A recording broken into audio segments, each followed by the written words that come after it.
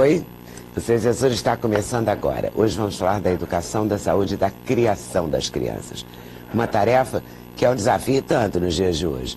O Gustavo Teixeira é psiquiatra, mestre em educação e no livro Reizinho da Casa ele estuda o chamado transtorno desafiador opositivo. É assim que a medicina classifica as crianças sem paciência, aquelas que não obedecem às regras, que são agressivas e violentas, que a gente chama mesmo na vida real de mal educadas, né? São essas. O Gustavo mostra como o adulto deve agir para lidar com essas crianças e orienta os pais nessa jornada. Vou começar conversando com o Gustavo, até porque domingo no Globo teve uma entrevista com aquela escritora francesa que fez o livro Crianças Francesas Não Fazem Manha, né? Que eu estava doida para mostrar aqui, porque ela defende a tese de que a gente é meio liberal demais, né? Assim, os pais brasileiros e americanos se parecem com os americanos, segundo a entrevista dela para o Globo, nunca entrevistei, enfrentam as mesmas questões dos pais americanos. Sentem-se obrigados a fazer sacrifícios enormes pelas crianças, muito mais que as mães deles e os pais fizeram. Tenho que dar uma vida melhor para o meu filho, eu tenho que dar o que eu não tive. Ou mais fácil, né? Nem sempre é a melhor opção, né? Pois é, mas ela diz isso, ela fala também da alimentação das crianças. Você viu a entrevista? Vi. E é muito legal. Crianças Francesas Não Fazem Mãe é uma sugestão que eu queria dar aqui para dentro desse tema. E Crianças Francesas Dia a Dia, que é um guia prático. Não sei se o guia prático tem a ver com o Brasil, assim, mas são dicas, são 100 dicas, alguma vai bater, né? Em 100 não é possível. E queria falar com o Gustavo está aqui por isso, porque ele tem um manual para pais de crianças opositivas, desafiadoras e desobedientes. Funciona, Gustavo? Olha, são dicas assim básicas que com certeza visam auxiliar pais e professores, né? Eu tenho tido assim um retorno muito positivo claro de pais, de educadores. Dá muito toque neles, né? Também. É uma grande questão, né? Os pais às vezes procuram a gente, pedem ajuda, eu não sei o que eu faço com meu filho e às vezes até a gente como pai tem essa dificuldade de lidar, né?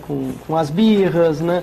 Quer dizer, quando a gente fala de transtorno desafiador positivo, é importante entender que isso vai muito além de uma birra, né? Ou daquela criança que se joga no shopping center porque quer comprar um videogame, né?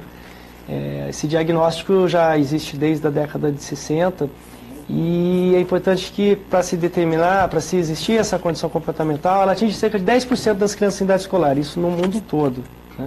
É um índice muito alto. E são crianças que elas apresentam sintomas de oposição, de desafio às regras, se opõem a iguais, né? E se opõem a crianças de mesma idade, mas principalmente com figuras de autoridade. Pai, mãe, tio, tias, avós, professores, né? Mas a criança nasce assim? Possivelmente tem predisposições genéticas associadas a desencadeadores ambientais, né? Então o ambiente, de certa maneira, puxa o gatilho. Então tem vários componentes ambientais que podem convergir para essa condição comportamental. Mas então, um bom e bem dito não funciona? Ajuda, sem dúvida nenhuma ajuda. E desde cedo, né? A gente fala de uma condição comportamental que começa aos 6, 7 anos de idade, mas os sintomas precoces começam desde cedo. Nos Estados Unidos eles chamam essas crianças na fase dos 2 aninhos de terrible twos, né? Porque é naquela idade terrible two mesmo, 2 anos terríveis, que a criança ela começa a ganhar mais autonomia. Então antes a mãe com o bebê de colo, ela quer ir para um lugar, o bebê vai junto. Com 1 ano e meio, 2, a mãe quer ir para um lugar, a criança quer ir para o outro, ela vai para o outro lado. Ela fala não. Na primeira palavra que meu filho mais velho falou foi não. A mãe pergunta uma coisa e ele fala não. Então é uma oposição normal, que toda criança vai passar por isso, né? A gente só vai falar em condição patológica quando 2 questões importantes acometem, né? Quando a criança tem um prejuízo, começa a ter um prejuízo no seu funcionamento acadêmico, quer dizer, começa a ter prejuízo na escola, no prejuízo de aprendizagem, né? Nessa parte acadêmica, ou prejuízo no funcionamento social. Quando a gente fala de patologia, a família começa a adoecer, né? Tem prejuízo significativo no funcionamento da família, né? A interação já não é mais uma interação positiva, né? E daí a gente vê uma escalada de sintomas. Na verdade, tem um ditado popular que diz: é de pequeno que se torce pepino, né? Que é por aí mesmo. Né? Quer dizer, se você começa com 1 ano e meio, 2, porque as crianças também são muito diferentes da minha época, quando eu era criança. A gente era, a minha geração, uma geração lá atrás, que é muito mais... A mãe olhava e a gente não fazia. É isso. Você sabe que eu noto muito isso. Essa questão de limite é fundamental. Que mudou pra caramba. Acho que professor não, aqui também. Professor aqui, eu acho que grita muito mais. Assim, meus livros lá em Portugal, a professora faz... A turma fica... Aqui não. Não tem respeito. Eu vejo professor, não tem respeito. É muito complicado. Uma coisa interessante, a gente consegue identificar 2 padrões familiares exatamente opostos, mas que muitas vezes convergem para essa condição. Então a gente tem aqueles pais excessivamente agressivos, autoritários, violentos, né? E a criança, a gente aprende por espelhamento, né? Então, opa, eu vejo que o meu pai resolve tudo com violência, eu vou levar isso para a rua. Esse é um padrão, né? E um outro padrão exatamente oposto a esse são aqueles pais excessivamente permissivos, que não dão limites de forma nenhuma. A criança passa a manipular os pais, né? É o pai e a mãe que são bananas, né? Eles não dão limites de forma alguma e a criança começa a manipular. Bebês já manipulam os pais, né? Então, se eu não começar a trabalhar desde cedo, né? A gente vê um bebê, às vezes ele faz uma manha porque ele quer um carinho da mãe, ele quer ser acariciado. Quer dizer, a manipulação vem desde cedo. Então é importante que os pais... Na verdade, quando a gente fala em tratamento, esses pais vão para a orientação de pais para a gente tentar encontrar um equilíbrio. Não pode ser nem muito rígido, autoritário, nem muito passivo, né? Outros fatores ambientais também, mas esse padrão familiar é importante. Eu acho que está muito frouxo. Está muito frouxo, na maioria das vezes. Tem um shopping no Rio, que para quem não é do Rio, é o Shopping da Gávea, que é um shopping que atrai muita criança. Tem brinquedo no corredor. Não sei por que atrai, de teatro infantil. Tem muita criança. Muito teatrinho. Eu vi outro dia lá, à noite já, isso eu estava esperando para dar hora do teatro. Crianças fazendo coisas inacreditáveis. Crianças sentadas no chão, na porta da loja de brinquedo, batendo pé, mão, gritando. E a mãe ali, pateticamente, dizendo, não, venha. E a criança, aos berros. A outra revirou toda uma loja de produto natural, tirou tudo da estante, tirou tudo do lugar, quebrou coisa.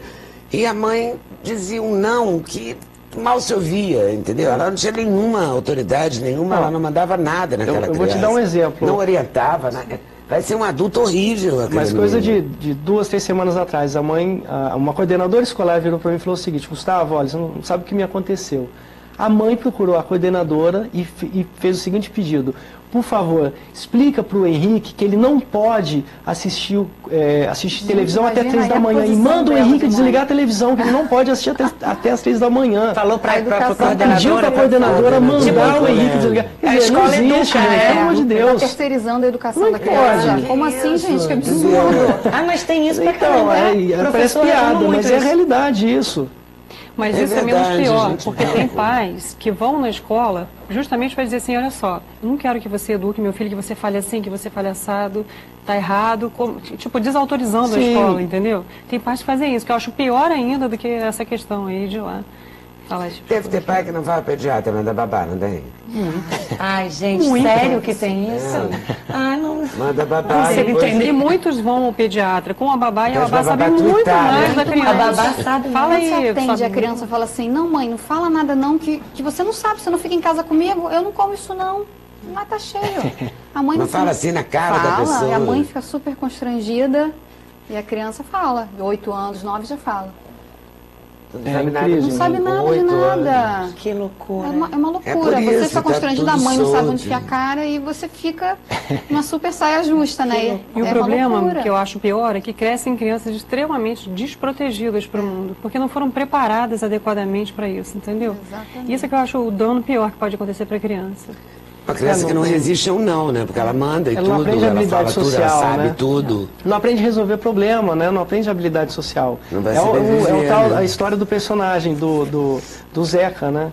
Quer dizer, ele não desenvolve habilidade social. Que o meu filho fez na Caminho das Índias. Isso. Tem o pai e a mãe que resolvem da tudo. Ana Beatriz. Tem o pai e a mãe que resolvem tudo. Que protegem, deixavam minimizam fazer tudo. Quando a escola chama. Era o que a Glória queria, chamar atenção para esse descontrole. Mas, por exemplo, quando a escola chama para chamar a atenção dos pais, né, de algo que a criança fez, os pais muitas vezes minimizam o sintoma, ridicularizam, né? Dizem que a primeira postura da família, muitas vezes, é brigar com a escola, quando na verdade seria baixar a cabeça, como era antigamente. O professor falou, acabou, isso é uma verdade absoluta. Você está errado e acabou. E os pais nunca se culpam? Eles olham para o umbigo e falam, pô, eu estou errando, realmente, meu filho está assim porque eu sou mal educado, eu estou fazendo isso. É muito difícil, viu, Thalita? Eu acho que se melhorar muito, depois de um bom trabalho de orientação de pais, tal, de repente eles começam a ter essa consciência. Não percebem não, Gustavo, sabe mas porque muitas vezes eu não chamei percebem. até a Cristina, antes de vir aqui para o estúdio, a gente fica horas na produção. Eu cheguei na janela da produção, tem um estacionamento em frente, tinha uma mulher de uns 35 anos, 40, com os filhos, duas pessoas, que eu suponho que sejam filhos dela, de 8, 10 anos, os dois fazendo xixi no estacionamento, numa poça d'água, no meio aberto, assim. Eu vi de cima, mas você veria se estivesse andando na rua também. Aí, chamei a Cristina e falei, olha, a falta de educação, quer dizer, ela está ali olhando, não, se você reclamar, presenciando, se você reclama, ela mandando eles fazerem isso. E se você reclama, você ainda pode apanhar. Claro, exato. Não é da então, sua estava conta, comentando. Exatamente. Mas ela está ensinando a ele a fazer esse bebê na rua. A gente estava falando isso, É o cara que vai fazer no carnaval. E essa permissividade químico ali, ele vai fazer aqui. Sim, e essa permissividade é tão grande. Eu estava dando um exemplo com a Gabriela, que tem a ver com essa questão da dieta, né? Eu estava dizendo que eu acho criminoso uma criança de 6 anos, 5 anos, com exceções, claro, se tornar obesa. Porque com 4, 5, 6 anos de idade, você come, você não tem outro acesso à comida que não dentro da sua casa. A criança não tem autonomia de comprar, então come o que é ofertado. Então essa permissividade vai repercutir em saúde clínica da criança, em obesidade, hipertensão arterial, diabetes.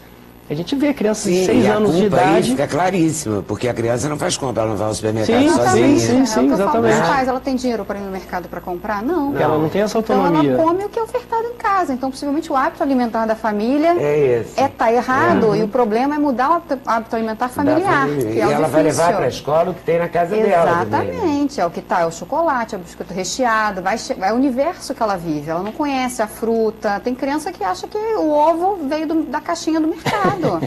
Não acha que veio da galinha, não conhece, não vai à feira, não vai ao mercado, não ajuda a escolher a merenda. Então eu acho que é uma alimentação muito artificial que se tem hoje, vai aumentar bastante os índices de obesidade. Estava comentando com o Gustavo que hoje tem uma pesquisa, compararam a 40 anos atrás, aumentou 1000% o nível de... 1000%? O nível de obesidade de 40 anos atrás para agora. Hoje a gente tem 39% das crianças ou com sobrepeso ou obesas. Isso vai repercutir a saúde pública daqui a 20 anos. Porque é mais problema de obesidade. Violência, Exatamente. que você não pode deixar a criança solta na rua. Se ela vai para o playground também, ela pode se machucar e ela também quer ficar no computador e você, por comodidade, dos pontos da pesquisa liga esse. a TV, o computador, dá um iPad para a criança de 3 anos, né? Porque é só fazer assim. E o pai acha lindo, A né? obesidade Olha que ele já faz assim. Se fosse uma pessoa de 83, aí eu acho mais bacana mexer no iPad. Mas, gente, uma criança dominar o iPad hoje não é exatamente, né? Eles nasceram com aquilo. Vamos ver a francesa, Pamela, né? Pamela Druckermann. Pode ser que seja assim, tá?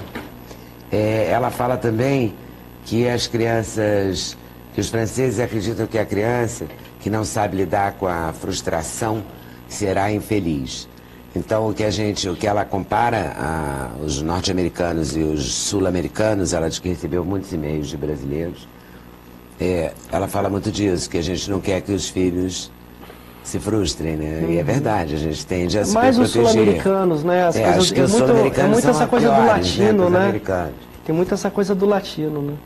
De não querer que se frustre, não querer que se aborreça. É verdade, quem que vai querer, né, que o filho se aborreça? E tem aquela coisa, aquela culpa, né? Que o pai trabalha o dia inteiro, a mãe, hoje, nos últimos 20 anos, Também a mãe trabalha o dia inteiro, chega às 8 da noite em casa, e daí eles pensam, tadinho, vamos fazer tudo. Abandonado, vamos fazer tudo. A gente tem que, o que eu sempre digo é o seguinte, a gente tem que pensar, não no tempo com o filho, mas na qualidade desse tempo. Já que o tempo é pequeno, né? Quer dizer, você simplesmente se desautorizar não é prova de amor. Então tem que dar limite sim, e tem que ter um tempo, aproveitar um tempo também positivo. A gente aproveita o tempo que você tem e fica aquele tempo, e fica de verdade. Não fica passando Leda, ninguém.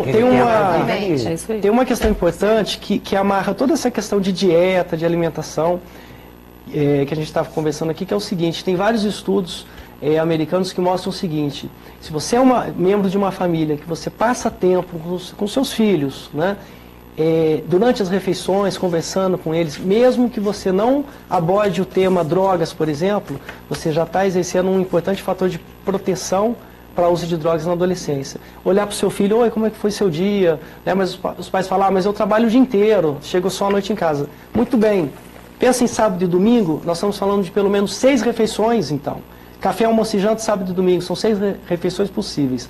Aproveite o tempo, faça refeições com seus filhos, conversem com eles, porque daí você vai saber o tipo de alimentação que ele está fazendo, vai perguntar como é que foi a semana dele, né? Mas daí vem aquela questão da permissividade, da falta de limite, porque um quer comer no videogame, outro quer assistir televisão até mais tarde. Tem que se comprometer. A questão teve filho, tem que estar comprometido com essa causa. É isso aí, é isso aí que a gente estava falando comprometido com a causa. lá atrás. O reizinho da casa não pode tudo. Não pode tudo. Papais, mamães, leiam o reizinho da casa. Não pode tudo. Agora, se você quiser entender mesmo problema de criança e adolescente na escola, você consulta aqui o Manual dos Transtornos Escolares. Que aí você já vai ter uma outra questão. Qual é a questão? No Manual dos Transtornos Escolares eu falo um pouquinho de cada transtorno do comportamento. Né? Enquanto bullying, transtorno desafiador positivo, transtorno de conduta, transtorno de déficit de atenção e hiperatividade, depressão na infância, autismo, deficiência intelectual, transtornos ansiosos, dislexia e por aí vai. Vai por aí, Gustavo Teixeira, Manual dos Transtornos.